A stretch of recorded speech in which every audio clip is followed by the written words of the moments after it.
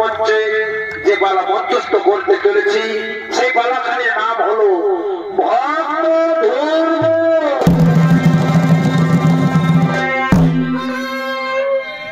তাই শুনে দর্শক মন্ডলী, এদিকে এদিকে মহারাজা উত্তরপ্রদেশ মন্ত্রী সেনাপতি সৈন্যগণ তারা সবাই মিলে রাজার রাজভবনে রাজপাট পরিচালনা করার জন্য আগমন করিতেছে।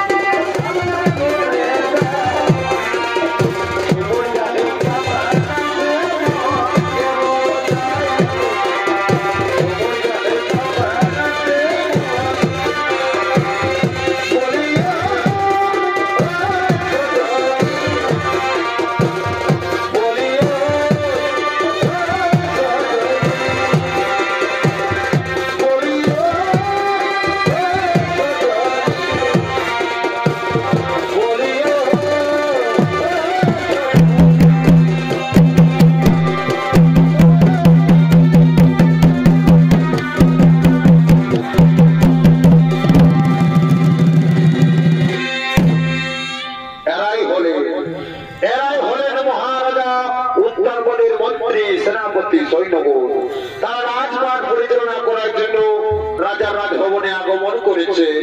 আর অন্যদিকে মহারাজা উত্তরগণ ধীরে ধীরে তার রাজসভায় আগমন করিতেছে।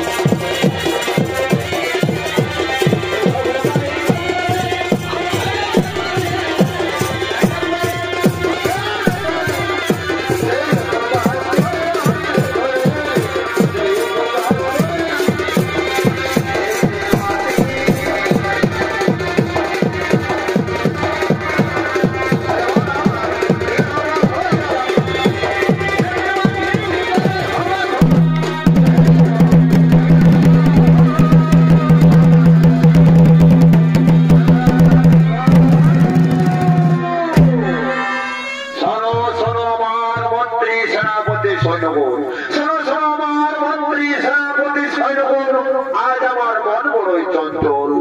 তাই শোনো আমার মন্ত্রী সেনাপতি সৈন্যগণ, আজ সবার কাজ কিছুই হবে না। যাও যাও আমার মন্ত্রী সেনাপতি সৈন্যগণ, তোমরা সবাই নিজ নিজ করে ফিরে যাও। তোমরা আমায় একটু একা থাকতে দাও, তোমরা আমায় একটু একা থাকতে দাও, তোমরা আমায় একটু একা।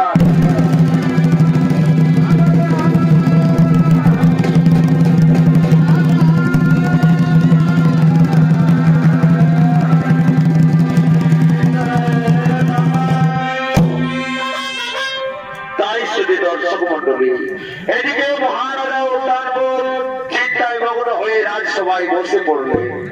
আর অন্যদিকে মহারাজার ছোট রানী সুরুচি তিনি তার সঙ্গী সাথীদের সঙ্গে লয়ে রাজভবনে আগমন করিতেছেন।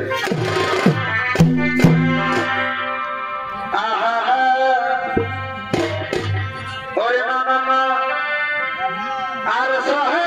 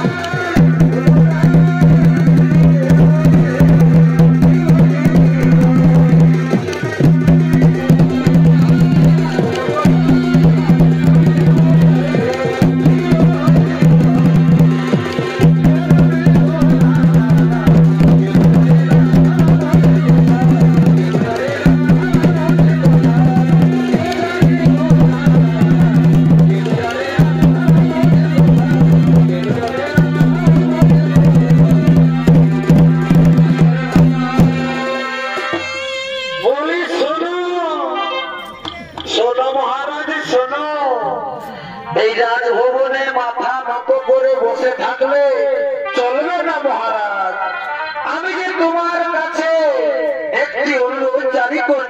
মহারাজ, আমি তোমার কাছে একটি অনুরোধ জারি করছি। বলো বলো সুরুচি, কি তোমার মনের অভিলাষ? আমি তোমার মনোবাসনা নিশ্চয়ই করিব পূরণ, আমি তোমার মনোবাসনা নিশ্চয়ই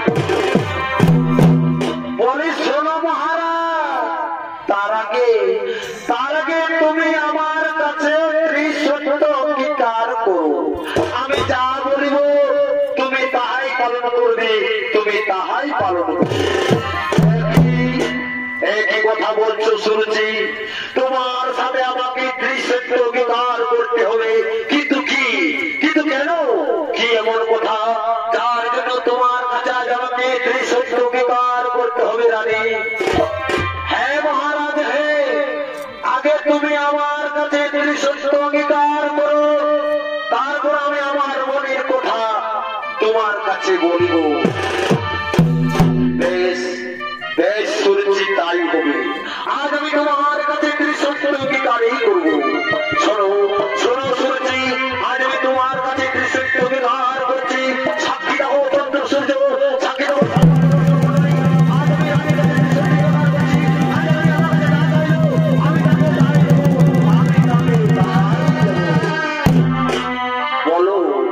বলো প্রিয়তমা, কি তোমার মনের অভিলাষ তুমি আমার নিকটে খুলে বলো।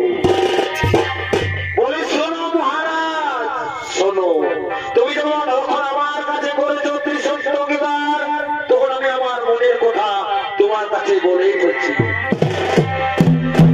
শোনো শোনো মহারাজ, তুমি এক্ষুনি এক্ষুনি ওই মহারানী শুনে দিলে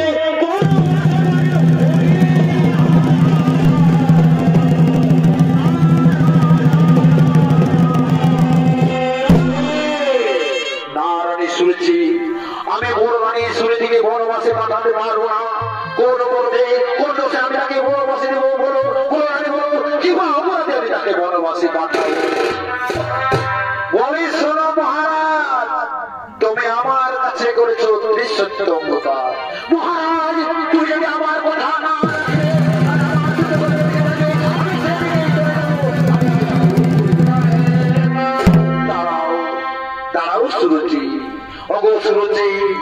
আমি বড় রানী শুনে থেকে কেমন করে বনবাসে দেব? আমি তো তার কোন দোষ, তার কোন অপরাধ দেখতে পাচ্ছি না। মহারাজ, আমি তোমাকে পরিষ্কার জানিয়ে দিচ্ছি, এক আকাশে যেমন দুটি চাঁদ থাকে না, তেমনি এক রাজার ঘরে দুটি রানী থাকতে পারে না। শোনো মহারাজ, শোনো, তুমি যদি ওই বড় রানী শুনে থেকে বনবাসে না পাঠাবে,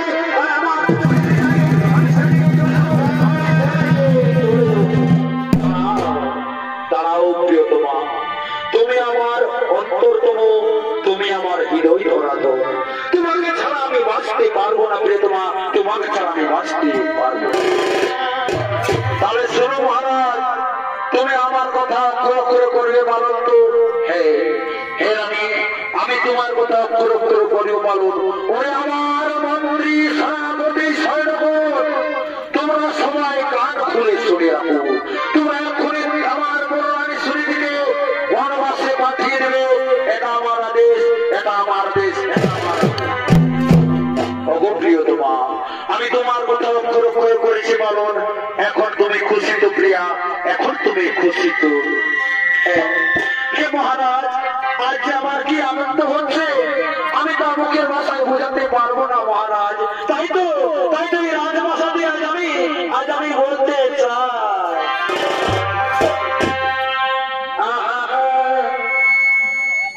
এগো তুমি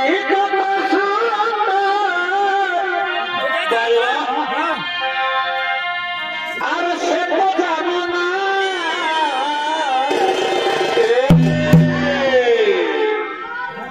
এগো তুমি কত সুন্দর, এগো সে তো বুঝো না।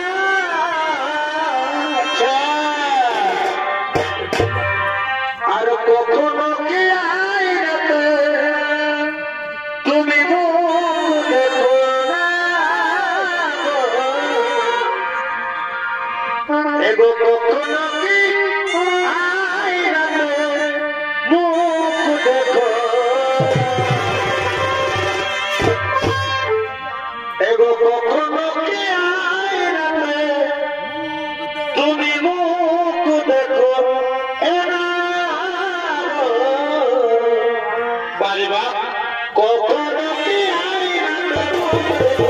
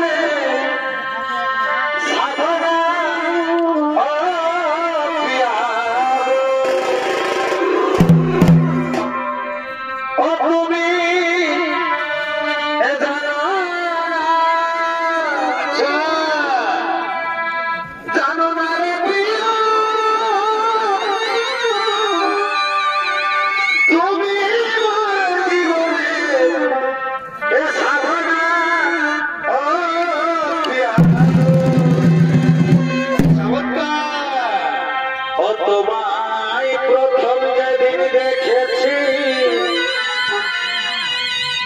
আপন ভেবে নিয়েছি বাবা না তুমি এ জানো আচ্ছা জানো না তুমি মোর জীবনের সাধনা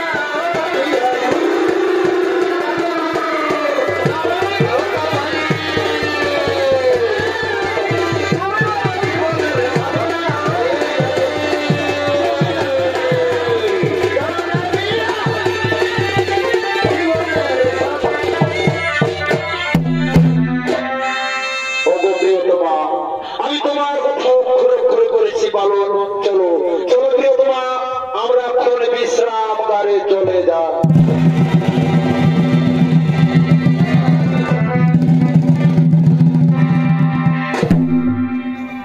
দর্শক মন্ডলী মহারাজা তো তার ছোট রানী কথা মতো বড় রানী শুনেছিকে বনবাসে পাঠিয়ে দেয়। তাই হতভাগিনী শুনেছি আজ বনবাসে কাঁদতে কাঁদতে আগমন করিতেছে।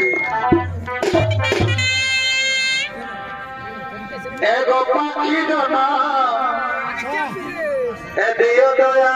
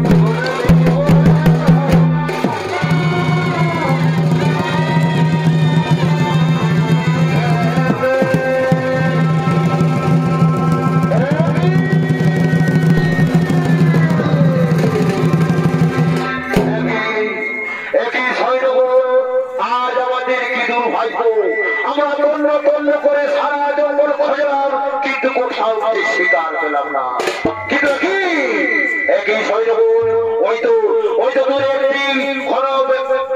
দেখতে পাওয়া যাচ্ছে। হ্যাঁ, আর দেরি নয়, চলো চলো আমরা সেখানে শিকার করতে চলে যাই।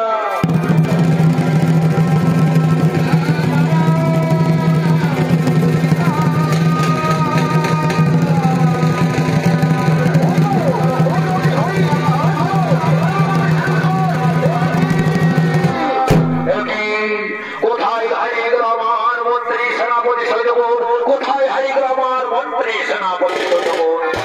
তবে কি ঘন জঙ্গলে আমি পথ হারিয়ে ফেলেছি? না না, এই ঘন জঙ্গলে তবে কি আমি পথ হারিয়ে ফেলেছি?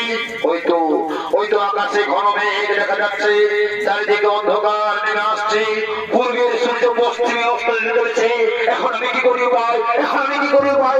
এখন আমি কি করি ভাই? কিন্তু কি ওই তো দূরে একটি পূর্ণ কুটির দেখতে পাওয়া যাচ্ছে। হ্যাঁ হ্যাঁ, আমি আর বিলম্ব করবো না, আমি সেখানে গিয়ে বলবো, ওগো আমাকে একটু আশ্রয় দাও, আমাকে একটু আশ্রয় দাও, আমাকে একটু আশ্রয় দাও। বলে ওগো কে আছো? কে আছে পূর্ণ কুটিরের ভেতরে? এই ঝড় বৃষ্টির হাত থেকে আমাকে একটু আশ্রয় দাও না, আমাকে একটু আশ্রয় দাও। এই গভীর জঙ্গলে কে যেন চিৎকার করে বলছে, আমাকে একটু আশ্রয় দাও, আমাকে একটু আশ্রয় দাও। কিন্তু এই গভীর জঙ্গলে আমি ছাড়া আর অন্য কেউ বাস করে না তো। না না, আমি কুটির ভিতরে থাকবো না, আমি একটু এগিয়ে দেখি কারো কোনো বিপদ হয়েছে নাকি। আমি একটু এগিয়ে যাই, আমি একটু এগিয়ে যাই, আমি একটু এগিয়ে যাই।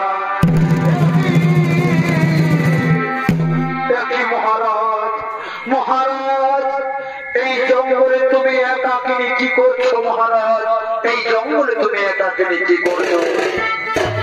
অগপ্রিয়া স্মৃতি, অগপ্রিয়া স্মৃতি, আমি আমার মন্ত্রী সেনাপতিদের সঙ্গে লয়ে এই জঙ্গলে শিকার করতে এসেছিলাম। একটি হরিণের পিছনে যেতে আমি আমার মন্ত্রী সেনাপতি হারিয়ে অবশেষে তোমার পূর্ণ করে উপস্থিত হয়েছি। অগপ্রিয়া, আমি তোমার উপর করছি অকথ্য অত্যাচার, বিনা দোষে বিনা অপরাধে আমি তোমাকে দিয়েছি বনবাস, তার জন্য তুমি আমায় ক্ষমা করে দাও। স্বামী, ও কথা বলে তুমি আমায় ছোট করে দিও না স্বামী। স্বামীর দেওয়া শাস্তি নারীর বড় ভাগ্য, স্বামীর দেওয়া শাস্তি নারীর বড় ভাগ্য। কিন্তু স্বামী, আমি তোমাকে কোথায় বসতে দিই? না আছে মোর রাজ সিংহাসন, না আছে মোর কুসুম সজ্জা। তাই এসো এসো স্বামী, তুমি আমার পূর্ণ কুটিরের ভেতরে এসো। আমি আমার শাড়ি আঁচল পাতে নিয়ে বেঁচেতে এই আঁচলে বসে তুমি একটু বিশ্রাম করো স্বামী, তুমি একটু বিশ্রাম করো। কিন্তু স্বামী, পুরানো দিনের কথা ভুলে যাও স্বামী। এসো এসো, আমার পূর্ণকুটিরের ভেতরে এসো, আমার পূর্ণকুটিরের ভেতরে। হ্যাঁ হ্যাঁ, শুনেছি, তাই হবে, তাই হবে, তাই হবে।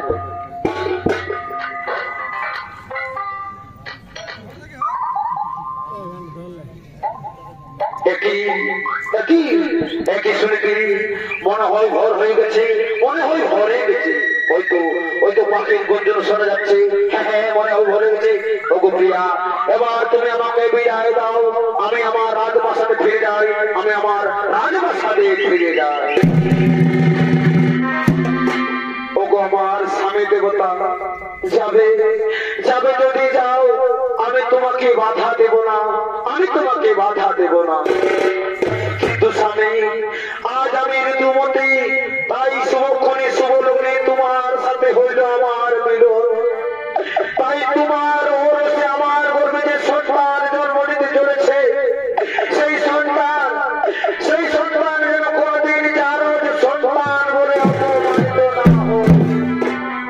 দুঃখ করোনা শুনেছি তোমার গর্ভে যে সন্তান জন্ম নিতে চলেছে, সেই সন্তান আমার অরসত বলেই এই অবনমণ্ডলে ঘোষিত হবে। এখন আমি আসি প্রিয়তমা, এখন আমি আসি, বিদায় বিদায়।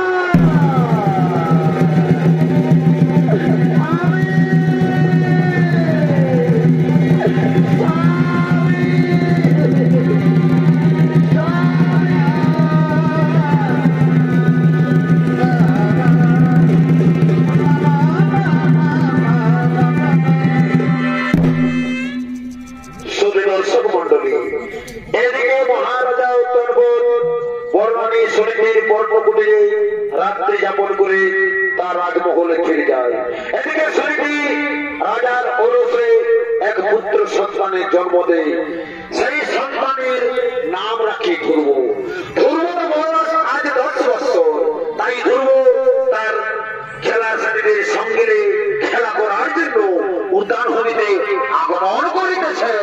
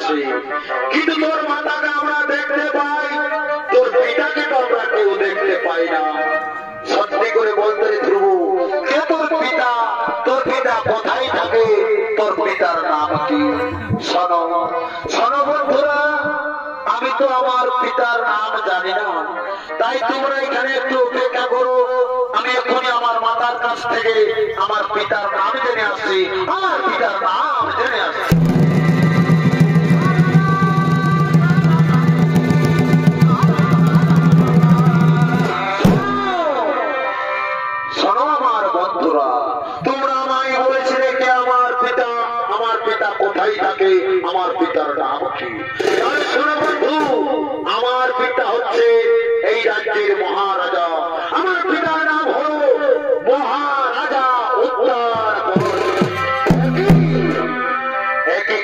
শোনালে ওই ধ্রুব, তোর পিতা যদি এই রাজ্যের মহারাজা হই তাহলে তোর মাতার পরনে ওই করছেরা বস্ত্র কেন? আর তাই যদি হই ওই ধ্রুব, চল চল আমরা সবাই মিলে তোর পিতার কাছে যাই। তোর পিতা তোকে দেখলে নিশ্চয় তো তোকে কোলে তুলে নেবে, নিশ্চয় তো তোকে বুকে জড়িয়ে ধরবে।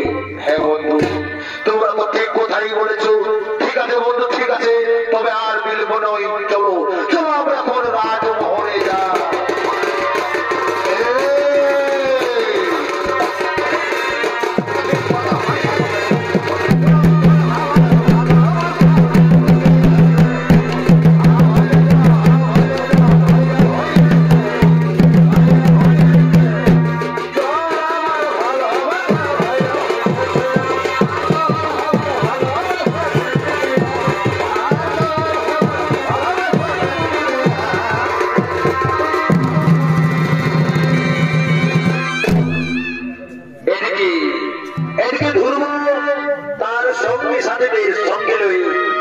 রাজমহলে যায়, আর অন্যদিকে মহারাজা উত্তর্ব তার ছোট রানী সুরুচি এবং তাদের আর এক পুত্র সন্তান উত্তম, তারা সবাই মিলে রাজভবনে আগমন করিতেছে।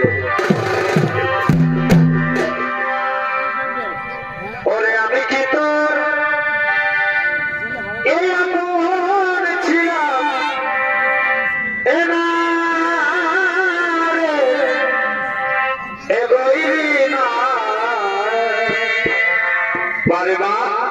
ওরে আমি কি তোর আপন ছিলাম,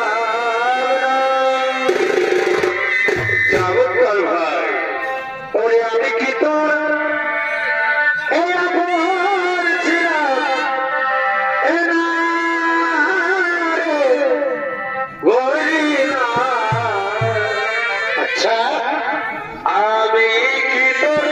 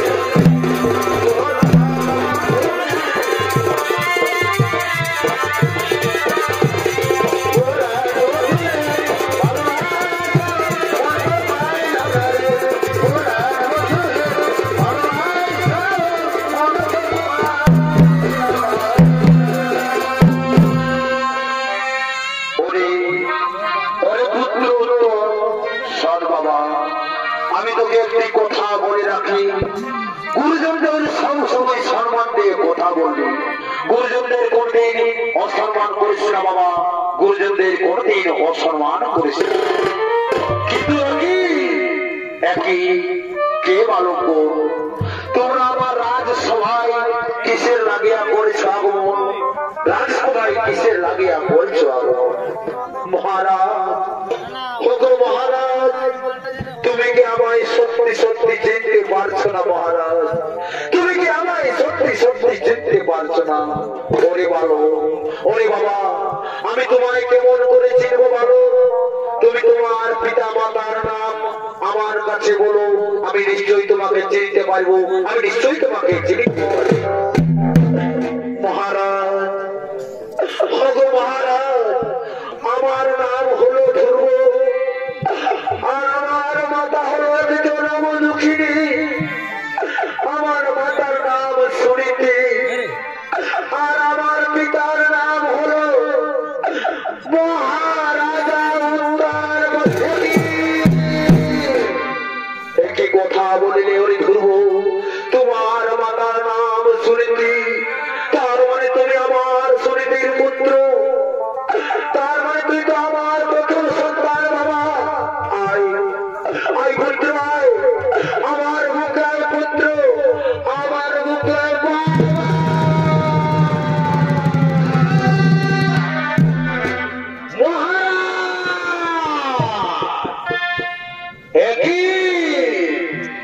একই মহারাজ, জঙ্গল থেকে ভিখারি এসে তোমাকে পিতা পিতা বলে ডাকিতে লাগলো, অমনি তুমি তাকে বুকে ধরিয়ে আদর করতে লাগলে, তাই না মহারাজ? বল বল, তুই কেন এই রাজপ্রাসাদে এসেছি বল, তা না হলে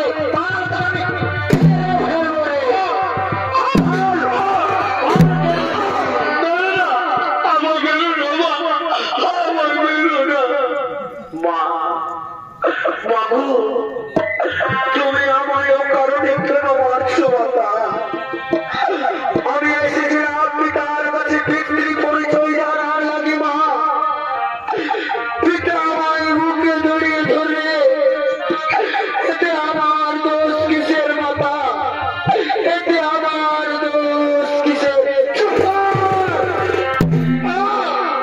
চুপ কর বলছি, তা না হলে যাবি, তোকে যাবি।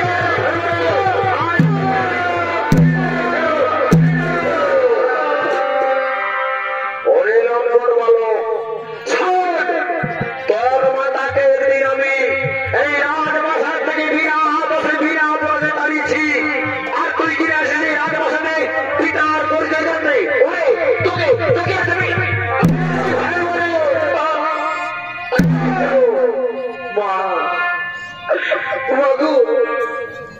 তুমি তো আমার মায়ের মতো মাতা, তুমি কেমন করে আমায় সন্তান হয়ে তুমি আমাকে কেমন করতে মারছো মাতা? তোমার কি দয়া মায়া বলে কিছু নেই মাতা? তোমার কি দয়া মায়া বলে কিছু কি বললি? দয়া মায়া? আমার শরীরে দয়া মায়া বলে কোনো বস্তু নেই। তোর মাতাকে রাজবাসা থেকে আমি দাঁড়িয়েছি, আর তুই আসিস রাজবাসাতে রাজ সিংহাসনে বসতে, তাই না? তোকে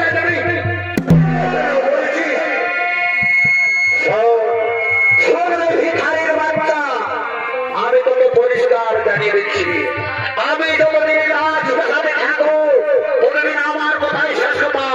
তার প্রতি আমার কথা অবলম্বন করলে তোকে আমি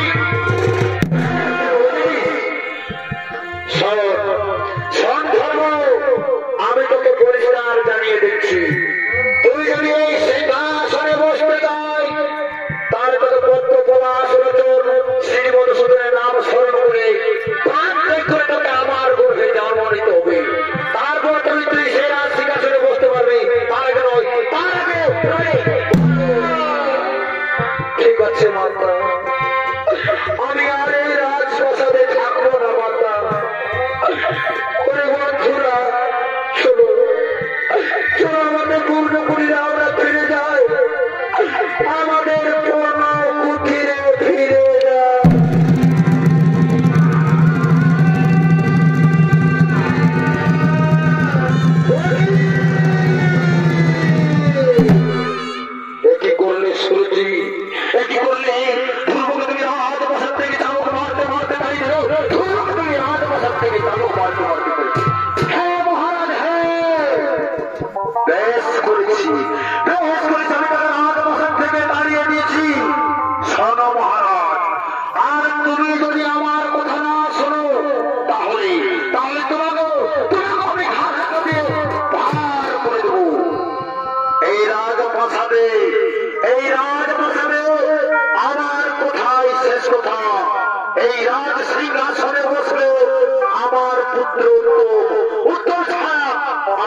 আমি রাজপ্রাসাদে এই রাজ সিংহাসনে বসতে দেব না।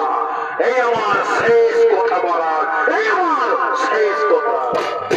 মহারাজ শোনো, আমি তোমাকে পরিষ্কার জানিয়ে দিচ্ছি, এই রাজ সিংহাসনে আমার উত্তর ছাড়া আর কেউ বসিতে পারবে না। চলো চলো মহারাজ, এখন শয়ন কক্ষে যাই। শয়ন কক্ষে গিয়ে আমি তোমাকে বেশ ভালো করে বুঝিয়ে দেব।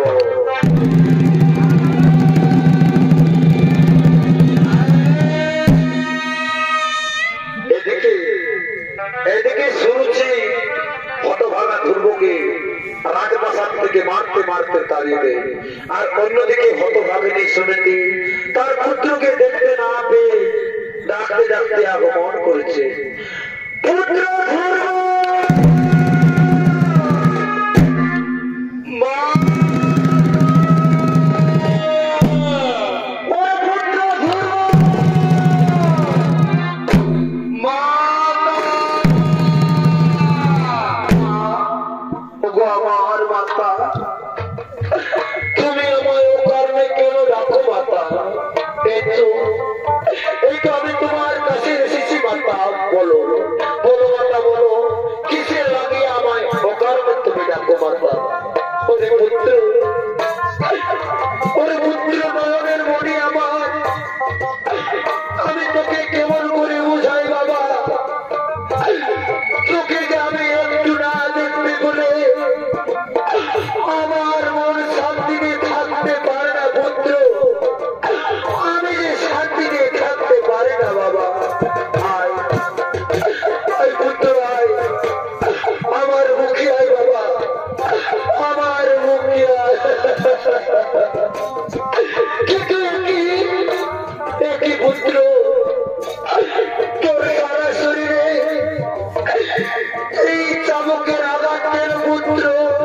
বল বল বাবা, বল তুই কোথায় গিয়েছিলি? আমাকে না বলে তুই কোথায় গিয়েছিলি?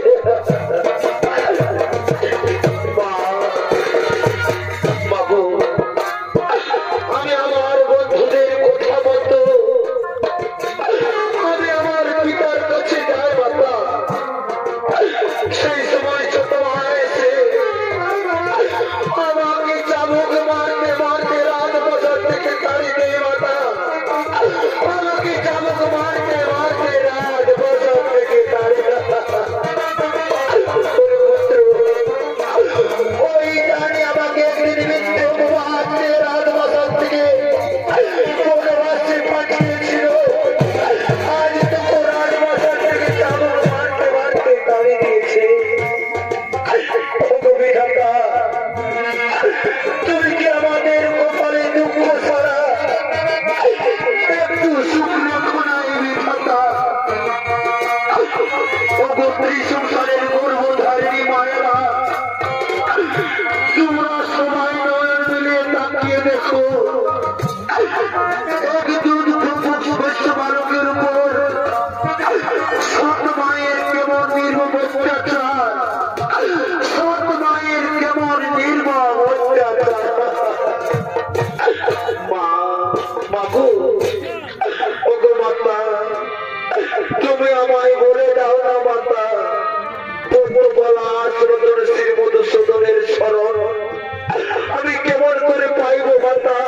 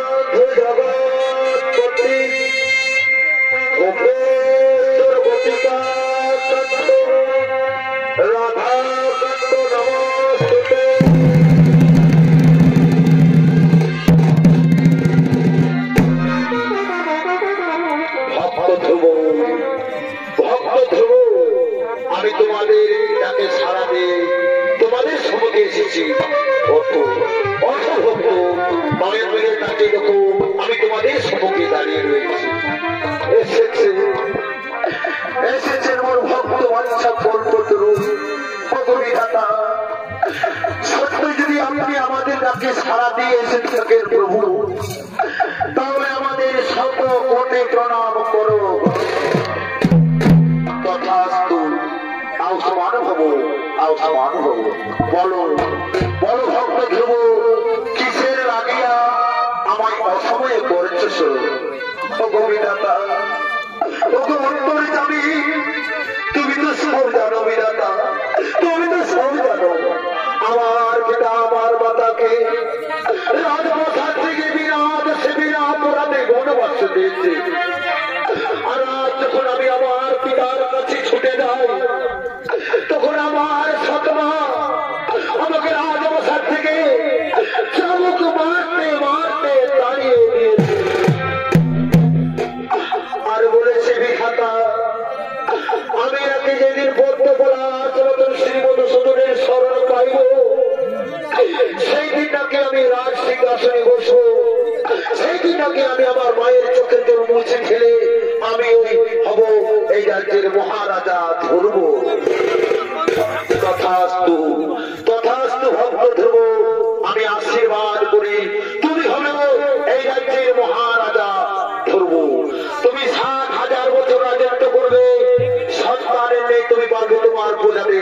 তারপর তারপর তোমার মাতার সাথে স্বর্ণরথে চড়ে তুমি চলে যাবে গোলক ধামে। এই দুটি বার সদা সর্বদা থাকবে আমার কাছে। আর মাতা তুমি, তুমি মাতা ভক্তপুত্র ধারণ করে তুমি রাজ ঐশ্বর্য ত্যাগ করে সারা জীবন দুঃখ কষ্টে জীবন যাপন করছো। তাই আমি আশীর্বাদ করে মাতা তোমার পুত্রকে আকাশ মার্গে থাকবে তোমার পুত্র ধ্রুব তারা হয়ে। আর এই সংসারের সকল বড় নারী প্রতিদিন দেখে তোমার পুত্রকে সন্ধ্যা আরতি করবে, সন্ধ্যা আরতি করবে। এই আমার আশীর্বাদ রইল, এই আমার আশীর্বাদ। প্রণাম প্রণাম তোমার প্রভু নারায়ণ, প্রণাম প্রণাম প্রণাম। ওরে শ্রীকৃষ্ণ গোবিন্দ